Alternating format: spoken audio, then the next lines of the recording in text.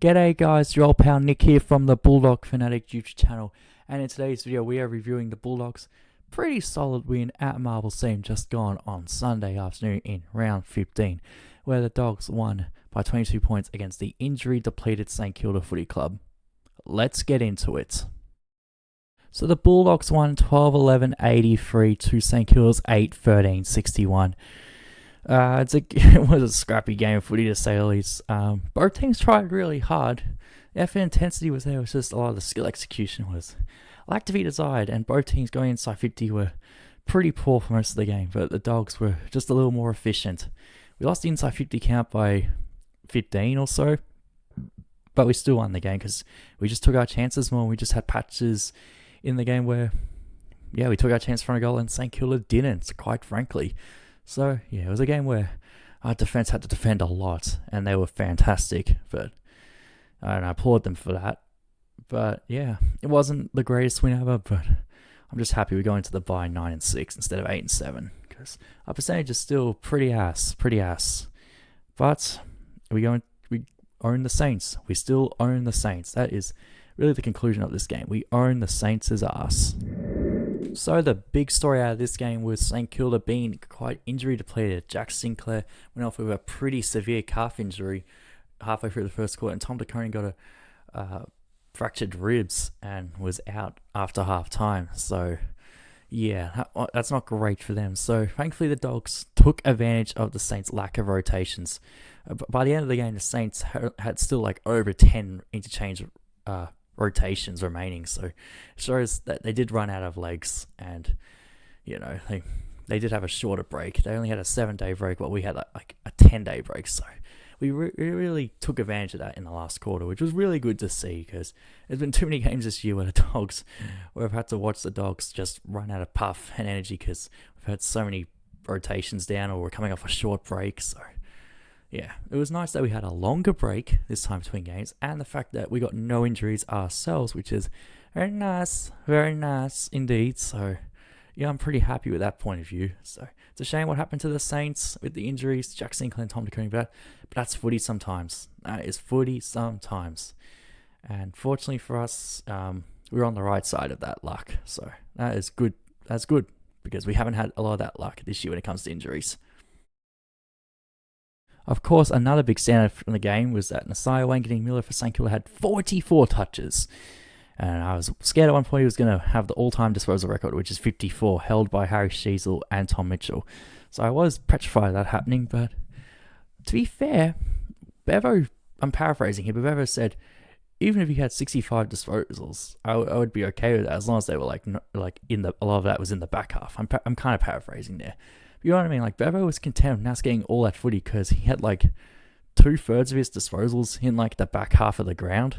So we were like really content of like getting all the free ball he wanted, as long as it was as long as it wasn't leading St Kilda to a score, which it didn't for a lot of the time. So that was interesting to say the least. So Nas had 44 touches, but I wouldn't say they were the most impactful touches. He did have 26 handballs received, so he was getting fed a lot, and I mean a lot. Not saying it was a bad game from Nas, it wasn't, but it's just really interesting how we approach that. So we were really focusing on our system, and not trying to focus on, and we were not trying to be out of rhythm with our system by focusing on an individual player, because we tried that with Jordan Dawson last week, and that didn't work, did it? So I guess we just went away from trying to tag and just really focusing on the system and playing systematically instead of focusing on an individual player. So one of the best parts of this game was Tom Liberatore's return. He had 21 disposals, he had 6 contested possessions, he had a bunch of clearances, and he had 3 goal assists, if you don't mind. It was just nice seeing Liver back. It's just it brings energy, and it just brings excitement back to the game for the boys and for the fans. Myself, just seeing Liver, a player that's been at the club for over 15 years, our most experienced player, pretty much, who's been at the club since 2011. It just feels good seeing Liver again, because you don't know how many games he's got left, so you just really gotta cherish these type of games, and boy did I cherish it. He was just fantastic, weaving in and out of traffic, feeding feeding the ball out to the other mids, and just making the right decisions every time by foot. Like, Liver doesn't go for anything ambitious, and that's what I noticed with his 3 goal assists. They were nice, simple passes to the leading forwards. It was one to Will Lewis in the first quarter, which was really good. There was one to Artie Jones in the last quarter. I can't remember the other one. Nonetheless, I was to Lockie McNeil in the... now I remember it was Lockie McNeil in the pockets in the third quarter. Like, Liver just hitting up our forwards nicely. He doesn't go for anything ambitious. He stays within his limits, and he never panics as well. So it was great to have some composure back in the side, and just to have that dog in him. Beat that dog. The Italian goat, Tom Brittore, made his return and thankfully got through the game unscathed without any issues, any concussion or knee issues. So great to see. Great to see Liver back. Yay! An interesting strategy that Bevo went with is we had a lot of ruckman during the game. Particularly Marcus Bontempelli and Matthew Kenny did a lot of the rucking in the first half, or in around the ground stoppages. So what would happen? Tim English would ruck in the middle, then he'd go straight forward, and then we would have a 4 line of English, Norton, Lobb, or Lewis, like 3 of those 4 guys at any one time in the 4 line in the first half, and we were really trying to stretch St Kilda's defence, and therefore we were having one of the mids. Thankfully, our midfielders are quite tall, so they were able to somewhat compete in the ruck against Tom de Koning and Rowan Marshall, and that'd be Marcus Bontempelli, Matthew Kennedy. Just to, I don't know, try and be more set up defensively and in the forward line. So we were willing to sacrifice some of our midfield work by having one of our midfielders in the ruck, so we can be a bit more structured up forward and in defence. And I think it worked. I mean, against St Kilda, when they have 2 number 1 rucks, I think that was not a terrible strategy. But I don't know if it's a long-term thing going forward. I probably don't want to see it against Sydney when we're up against Brodie Grundy, because I don't think having Bontempelli or Kennedy in the ruck around the ground against Brodie Grundy is not going to work as well compared to a Rowan Marshall, for example.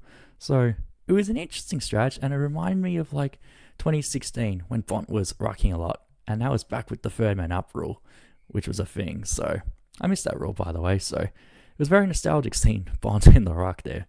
It was weird, but I kind of liked it.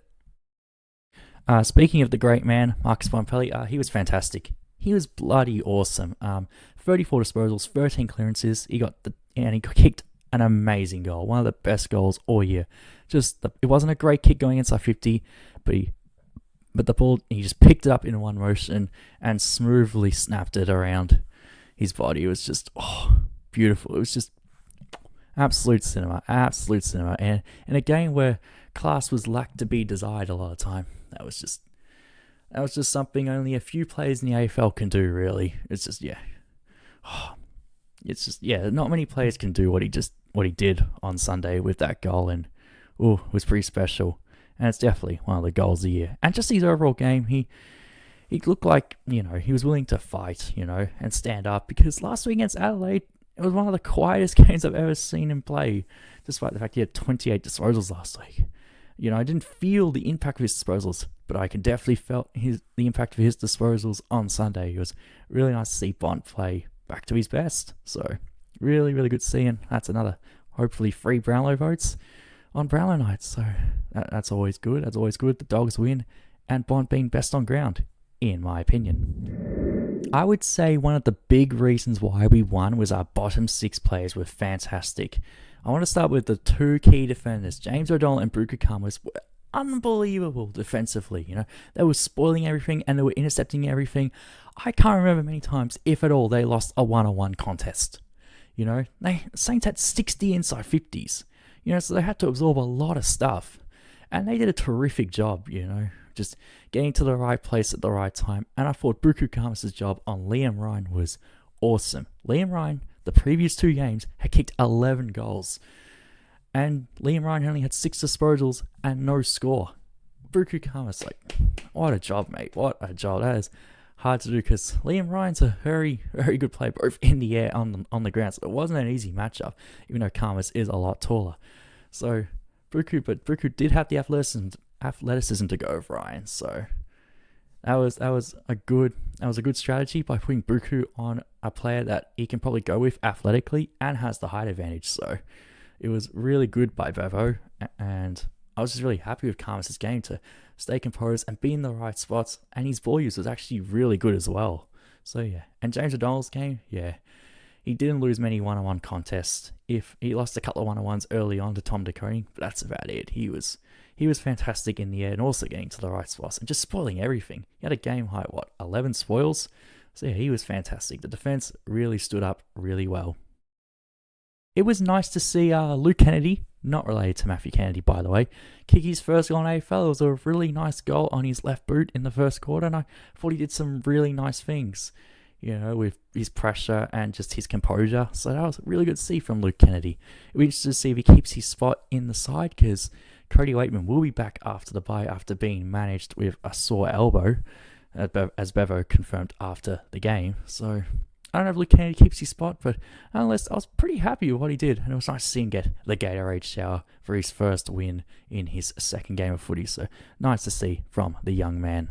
Final thoughts. Well, I'm just happy we won, because losing the game before the bye always just hurts that little bit more, because you have to just it just sticks with you for like at least a week. But frankly, we won. We moved to 9-6, and we're currently 7th on the ladder, which is not too bad. I would have taken it at the start of the year, and given all the injury crisis we've had and just the fluctuation in form throughout the year, 9-6, albeit a terrible percentage, is not the worst result. But we really need to attack the back half of the year, because I want to finish inside the top 6, and it doesn't get any easier. After the bye, on the Friday night in round 17, we have the Swans at the SCG. Oh, that's tough. That is very, very tough. And we're going to have to play a lot better if we want to beat the Swans than what we did on Sunday, because that will not stand up to the Swans. So it'll be interesting to see what happens there. But nonetheless, I'm happy with the win. Happy we're back on the winners list after the dismal performance against the Crows. But anyways, guys, there'll be some content coming out over the next week or so, probably a mid-season review to review our first half of the year, even though we're more than halfway through the year, really.